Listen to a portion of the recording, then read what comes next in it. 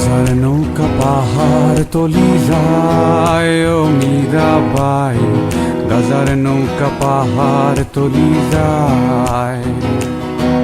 আমরা সবাই জানি বাংলাদেশের প্রত্যেকটি জেলায় পাওয়া যায় বিভিন্ন ধরনের শাকসবজি। তবে বগুড়া মহস্থান গড়ে শেষ বৈশাখী মেলা উপলক্ষে এমন একটি শাকসবজি পাওয়া যায় যে সবজি খেয়ে নাকি খুব সহজেই চাঁদের দেশে পাড়ি দেওয়া যায়, যা দেখতে আমি ও তৌহিদ বৃহস্পতিবারের দিন সকাল 11টায় রওনা হয়ে পড়ি বগুড়া মহস্থান গড়ের দিকে। মোটামুটি 10 মিনিটের মধ্যেই আমরা চলে আসি মহস্থান ফ্লাইওভারের সামনে। এখানে আসার পরে দেখতে পাই বিভিন্ন ধরনের রকেটের যাত্রীরা বিভিন্ন জেলা থেকে চলে আসছে। তবে আমাদের প্রথম কাজ হলো বাইকটাকে আগে হেফাজতে রাখা। তার জন্য আমরা একটি গ্যারেজে চলে আসি বাইকটাকে রাখতে।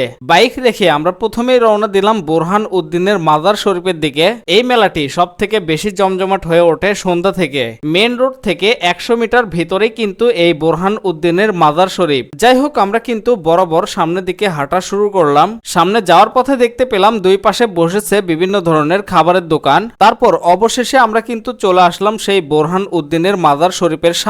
আমরা ভিতরে প্রবেশ না করে বাহির থেকেই খানিকটা দেখলাম। তারপর আরো সামনের দিকে যাওয়া শুরু করলাম, যেখানে মূলত শাকসবজিগুলো পাওয়া যায়। রকেটে যেহেতু একটা লম্বা সফর করতে হবে, এর জন্য রয়েছে এখানে বিভিন্ন ধরনের খাবারের হোটেল, যে খাবারগুলো খেয়ে সবাই চাঁদের দেশে পাড়ি দেয়। যেহেতু এখন দুপুর বেলা, এই পাশে খুব একটা সবজির বাজার জমে ওঠেনি। তবে প্রত্যেকটি দোকানেই দেখলাম বিশাল বিশাল সাইজের শাকসবজি একদম তারা পাইকারি দামে বিক্রি করতেছে। সবজিগুলো রান্না করার জন্য রয়েছে খুব সুন্দর সুন্দর চুলা।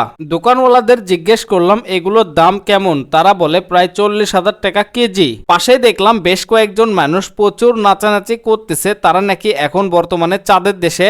বোরহান উদ্দিনের মাজার শরীফ দেখা শেষ করে আমরা এখন যাব হযরত শাহ সুলতান মাজারের দিকে। মেন রোড দিয়ে যাইতে হলে অনেকটা সময় ব্যয় হবে, এর জন্য আমরা শর্টকাটে একটা রাস্তা ব্যবহার করি। তবে এই শর্টকাট রাস্তাতেও ছিল অনেক বেশি ভিড়। মাঝ রাস্তায় কিছু আপুদের সাথে দেখা হয় যারা নাকি আমার ভিডিও রেগুলার দেখে। তারপর হঠাৎ করে পেয়ে গেলাম শিকল বাবাকে, যার পুরো শরীরটি ছিল শিকল দিয়ে বাঁধা। সম্ভবত এই লোকটি শপথ নিয়েছে যে ইনি আর কখনো চাঁদের দেশে পাড়ি দিবেন না। আর আপনারা তো মনে হয় অনেকেই জানেন না, মহস্থানের ঐতিহ্যবাহী একটি খাবারের নাম হলো কটকটি, যেটি মূলত চালের আটা, গুড় ও ঘি দিয়ে তৈরি করা হয়। তবে মোটামুটি সুলতান কটকটি ঘরের কটকটিগুলো আমার বেশ ভালো লাগে। খানিকটা কটকটি খাওয়া শেষ করে হযরত শাহ সুলতান মাজারের দিকে চলে আসলাম। তবে এই রাস্তাতে ছিল মানুষের সব থেকে বেশি ভিড়। এখানেও কিছু ভাইদের সাথে দেখা হয় যারা মূলত আমার ভিডিওগুলো রেগুলার দেখে। এই মহস্থান গড়ে প্রতিদিন শত শত মানুষ তবারক নিয়ে আসে গরিব অসহায় মানুষদের জন্য। তবে কিছু মহিলা মানুষ ছেলেদের সাথে নাচতেছিল, এই বিষয়গুলো আমার খুব একটা বেশি ভালো লাগেনি। আবার কিছু শিকল বাবারা কিছু মানুষদের আশীর্বাদ করতেছে যাতে তাদের জীবনটা একদম পরিপূর্ণ হয়ে ওঠে। আর এটি হলো মহস্থানের সব থেকে বড় একটি মোমবাতি, যেটি মূলত একদম সন্ধ্যার দিকে জ্বালানো হয়। তারপরে আমরা রওনা হয়ে পড়ি মহস্থানের সব থেকে বড় সবজির মেলার দিকে।